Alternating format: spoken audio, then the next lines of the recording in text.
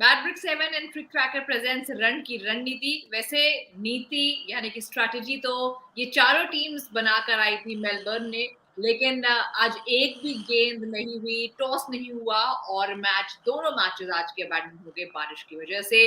अफगानिस्तान और आयरलैंड के बीच पहला मुकाबला था और ये मैच में एक भी गेंद नहीं डाली गई, बारिश लगातार होती रही। फिर दूसरा मुकाबला ऑस्ट्रेलिया और इंग्लैंड के बीच लगा, यहाँ तक शायद बारिश थोड़ी सी थम जाएगी, लेकिन ऐसा नहीं हुआ। दोनों टीम्स पहुंची थी मेलबर्न क्रिकेट खेलने के लिए, लेकिन दोनों जो मुकाबले हैं वो रद्द करने पड़े और अब ये दोनों टीम्स एक एक पॉइंट शेयर करेंगी। चारों टीम्स जो है, इन चारों टीम्स के पास एक एक पॉइंट जाता है। I have two very special guest with me, Farokh Engineer and Stuart Law. Welcome gentleman. So we were really looking forward to this game, Stuart. And how disappointed are you? Because both the games did not happen. Yeah, look, it's a shame, really. Not just the fans and TV audience, the viewership, what have you, but also the players. You know, the players are there for a World Cup. They want to play cricket. They want to test themselves against the best. They want to understand what's going on. You know, in the game, they want to make sure they get all their points available. To watch it rain and to rain as hard as it did, and then try to expect a game of cricket, it's just unfortunate. So. And Farooq sir, what about you? You are in Dubai for commentary for the 2020 World Cup, but both the games were abandoned because of the rain. What did you do during that time? Were you disappointed because both the games did not happen? I know we just ordered some Hyderabadi biryani now. I think So I mean, it's just 2:15 now here. It's frustrating, as Stuart rightly said. Very, very frustrating to do nothing. We'd rather be commentating or, certainly watching the game. But can you imagine the frustration for the fancy teams like Australia and England? I mean, they were both dying to get to grips with each other today, and also the earlier match, But I mean, it's a real shame because this might make a farce of the whole tournament. Unfancied teams like Ireland may well top the thing. They've got 3 points now, and it's a shame for all concerned. So again, you'd think the ICC would have thought twice before, arrange. Of course, you can't control weather forecast. These games were arranged 2 years ago. But is this the time? Maybe Stuart could tell us better. Is this the time? Is this the rainy season in Melbourne, Stuart? It's not the rainy season, but it's just coming out of winter. And this time of year in Melbourne, you do expect a bit of cold weather. Melbourne's one of those places. Even in the height of summer, you can expect freezing cold days, cold blowing winds, and then in the afternoon it brightens up again and it's 30 degrees. So you get 4 seasons in one day in Melbourne. It's just unfortunate. Yeah. You can't do much about the weather. The weather's even a bit like Manchester. Yeah, probably not as bad as Manchester, but yeah, I understand what Stuart and I both are very familiar with Manchester because we both played for Lancashire, and we both live in South Manchester, really. So we are used to seeing a lot of rain there. It rains more over there than anywhere else in the country. So it's true. And we have seen many games washed out. I remember a game against Kent when we scored in a one-day 50-over match. We scored like about almost 300, and Kent were like 50 for 6 or 7. And this DRS rule came in, and Kent had to just score. Colin Cowdrey was batting at the time, and they just had to score about 20 runs or so in 2 overs, and they won the match. I mean, it made a complete farce of the whole situation that a team getting so many more runs, is defeated.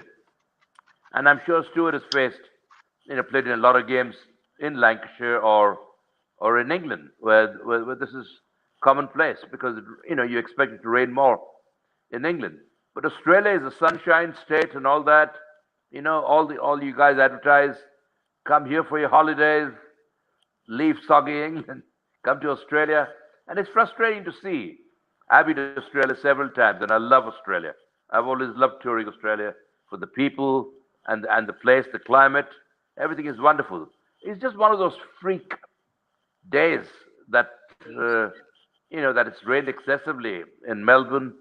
And it's most unfortunate for everyone concerned, for sponsors, for the players, for the countries, for the teams, for the advertisers, and everything. Because when it's not raining, nobody's watching the game. However much ads come on television or on radio or on internet, whatever. So nobody is the winner. Everybody's a loser when this happens. And unfortunately, it's forming a habit. Can you imagine both the games washed off without a ball being bowled? Unfortunately, both the games were in Melbourne, and that's why. Yeah. Stuart, CA maybe they should not have given matches to Melbourne after knowing this. This tournament is completely relying on rain now, and fans need some action. And the weather update for the next 10 days, you can see on the screen.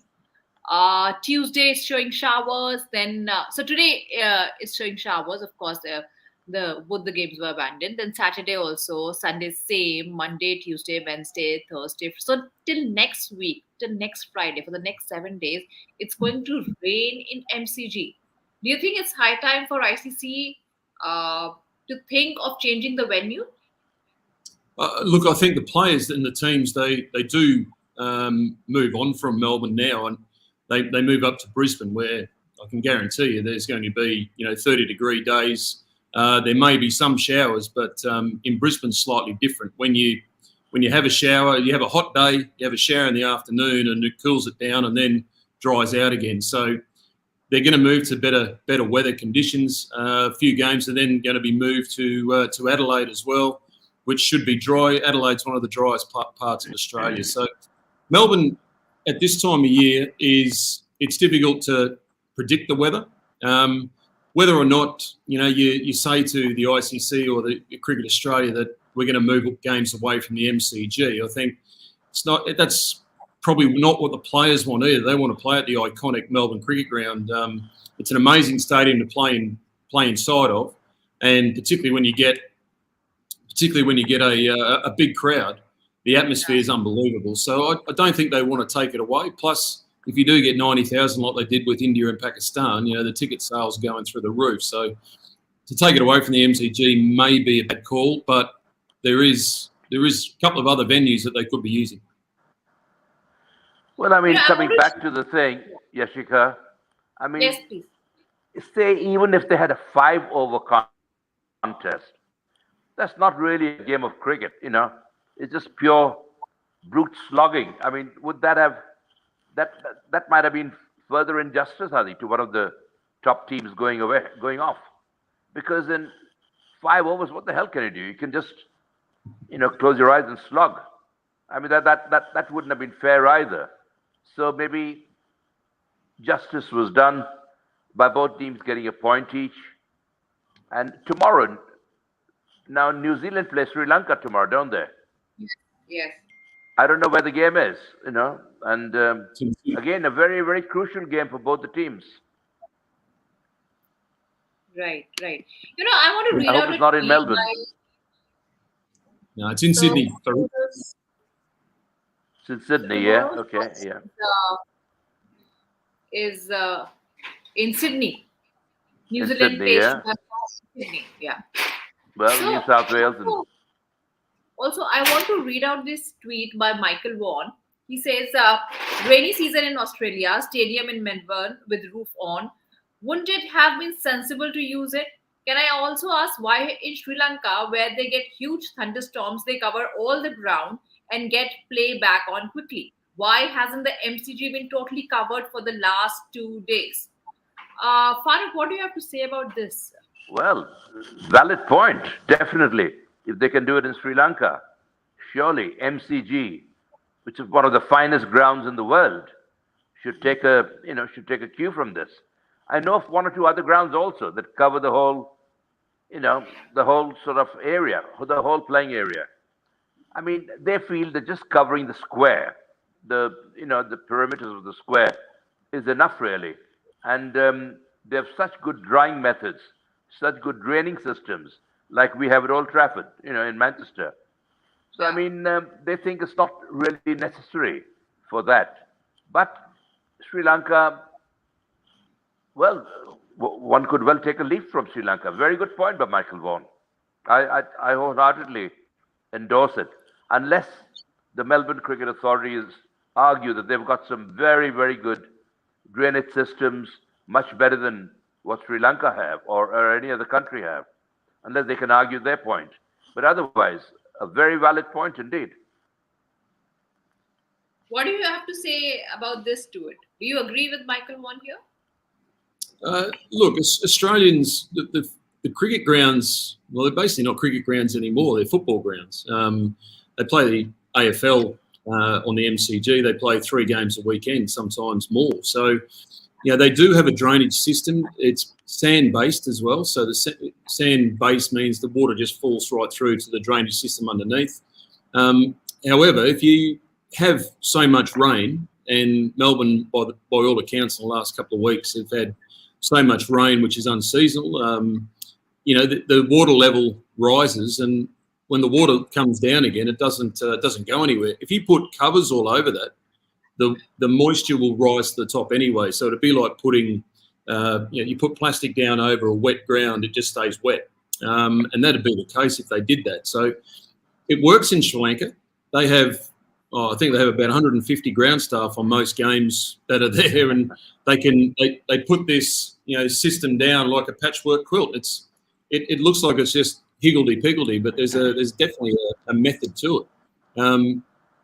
Australian ground staff, they only have 8 to 10 people on ground staff, I think, not many more than that. And to cover the whole MCG, well, that's a fortune's worth of tarpaulin they've got to go and buy as well. So, yes, it is a valid point. Would it make much difference? I don't think it would have made much difference with all the water underneath the ground anyway. Well, I think, when there's rain affected, surely they can employ 150 people, can't they? And take a leaf from Sri Lanka, really, to cover the ground before the deluge, really.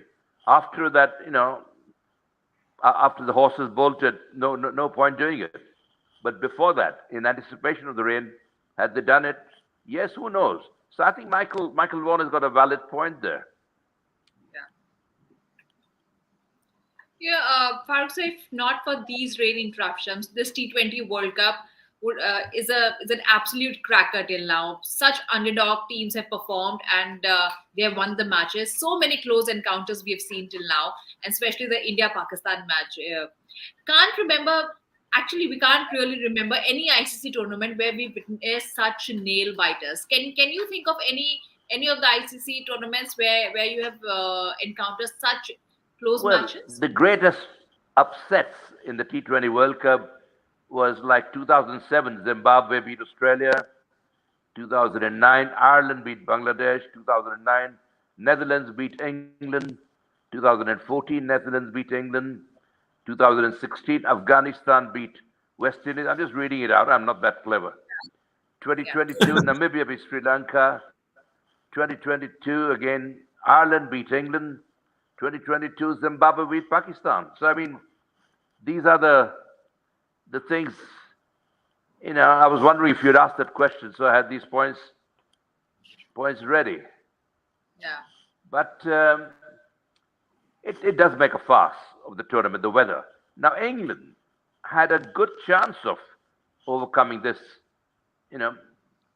against the other day, against Ireland.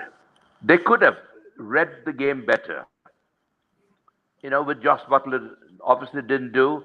but they have these statisticians and all in the game regularly giving all clues all the time to the to the captains. Of the information is available all the time. So I wonder someone's not done his homework very well with the England team, not given them the proper information. Again, their batting order was higgledy-piggledy. They could have done it better. They could have planned the game better and won that crucial game against Ireland instead of just losing by 5 runs on the DLS system. I don't think that's only luck. England could have done that better, definitely.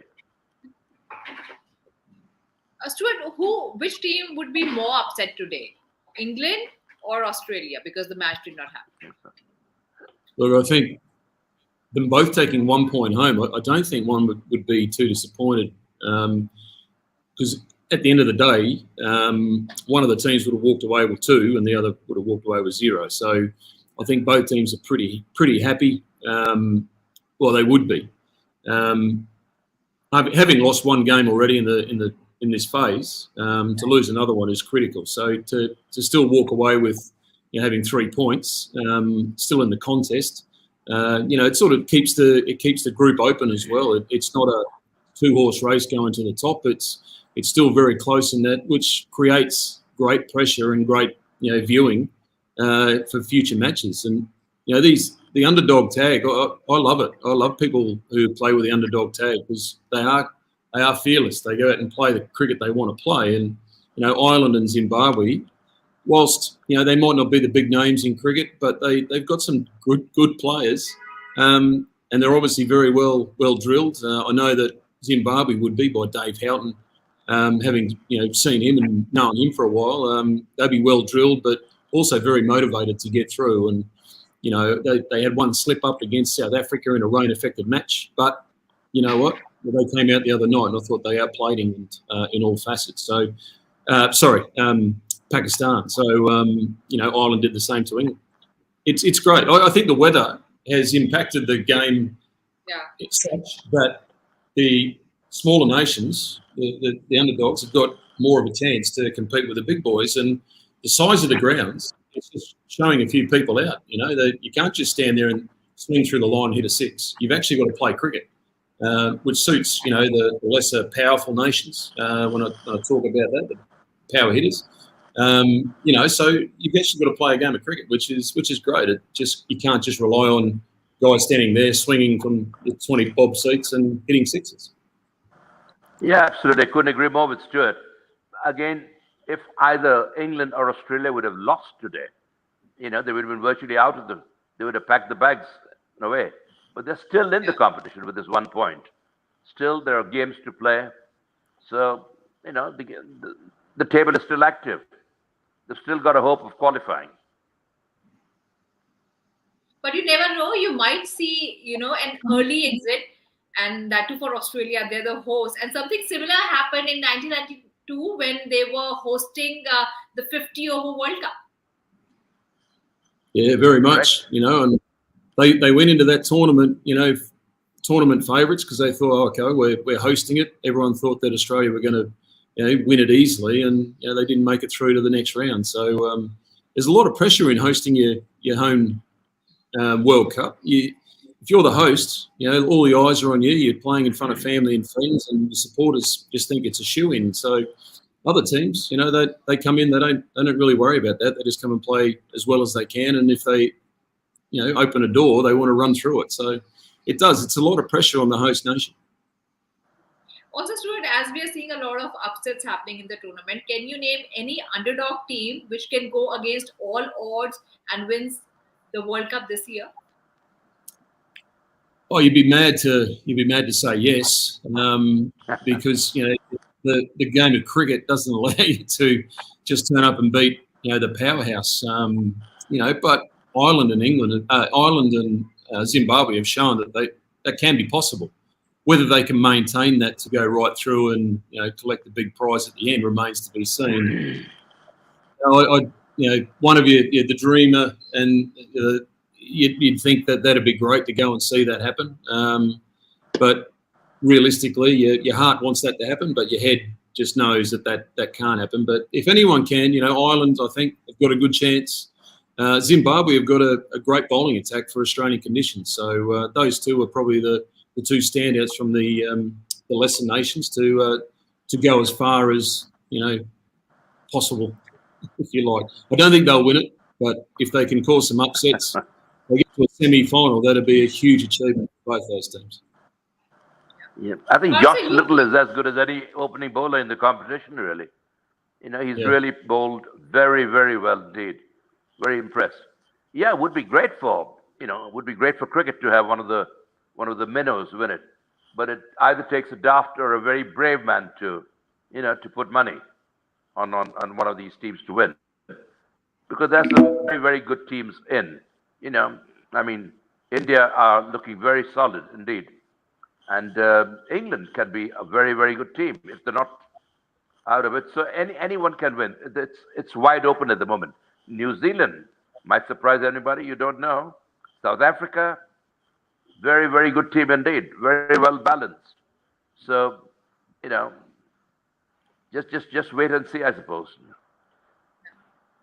Parsa, can you tell us about any match that maybe you were playing or you were commentating and rain played the spoil spot and you were very disheartened because the match could not happen because of the rain? Well, I mentioned the Lancashire-Kent game. That was one that was certainly very disappointed because we had scored about 300 runs and they scored about 50 or 75 runs. And, we had them on the rack, but they still won under the DLS competition. Fortunately, there haven't been many games as such.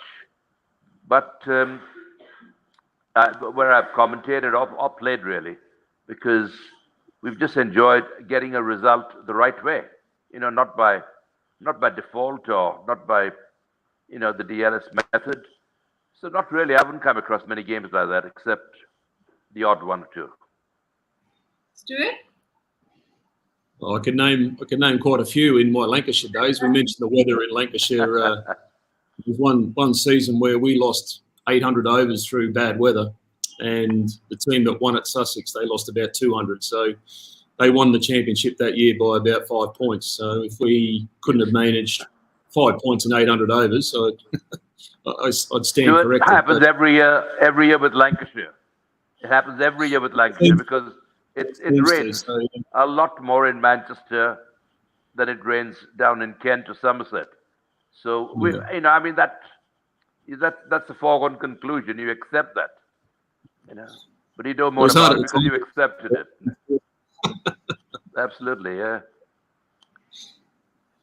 चलिए, तो दोनों matches आपको फिर से बता दें कि abandon हो गए हैं बारिश की वजह से और चारों टीम्स को एक पॉइंट मिल गया है। अब बारी है हमारे स्पेशल सेगमेंट की, social tracker presented by CricTracker।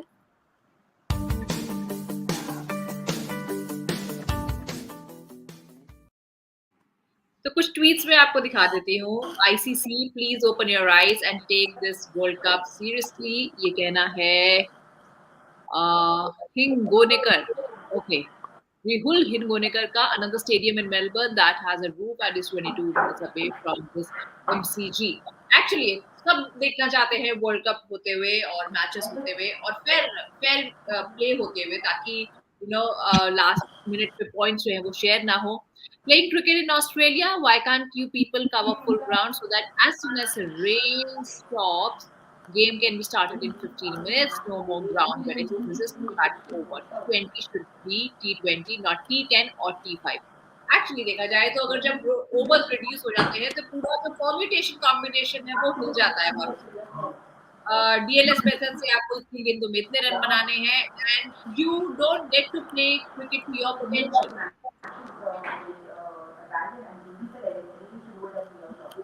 Sorry, I've lost the sound here. Can you repeat the question? Can you hear me now? You keep on cutting off. Yeah. Okay. I mean, people can argue that this is 22 minutes away, the other ground in Melbourne. Surely it's a covered ground. And I think the MCG should have made plan B, because of this inclement weather around. Yes, there would have been well advised to do that, to transfer. It is a cricket ground. It is a ground where other first-class matches have been played. So surely they must have given that a consideration. But as Stuart said, playing in the MCG for international players is a huge moment, with the huge crowds there and all that. But in case of rain, as it did in this case, they would have been well, advised. Who knows? One becomes wiser after the event. But they were optimistic. Probably the sun will shine, and the water will be drained off. They've got some very good drainage facilities, sand bays and all that. They got everything in their favor. But with such a heavy downpour, they've had no alternative but to cancel. Both the matches, abandon both the matches. Who knows? On second thought, Plan B may have been, installed, and we could have played in Docklands, other area in Melbourne. Yes, Docklands indeed. Stadium. Yeah, but one gets wiser after the event. But surely, with all this rain around, the Melbourne authorities should have had that in consideration. They should have had Plan B in place. Okay, let's have a look at the last week now. Silly point. This tournament is producing good quality matches, but we keep losing to rain. Annoying. Absolutely, लोगों को काफी ज़्यादा दुख है इस बात का, because rain is playing the spoil sport. हालांकि matches जितने भी हो रहे हैं, all the matches that are happening, all are close finishes, and we can see upsets in this World Cup. लेकिन इस तरीके से matches का नहीं होना because of rain, it's playing a spoil sport. Okay, जितने भी हमारे viewers अभी फिलहाल हमारा show देख रहे हैं, they can ask questions from our experts using the hashtag #Patrick7 and mention CricTracker, and we will take your questions here. Now it's time for us to show the points table, most runs and most wickets so far in the tournament.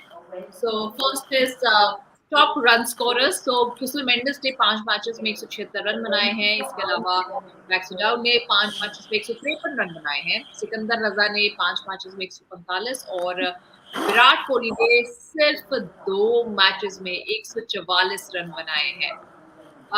जब तक ये tournament खत्म होगा, क्या आपको लगता है Farooq sir, Virat Kohli जो है सबसे ऊपर आ जाएंगे, क्योंकि उन्होंने 2 मैचेस में 144 रन बनाए? जरूर आ सकता है. I mean, without a doubt, Virat Kohli is a class player. But there are many more games to go, and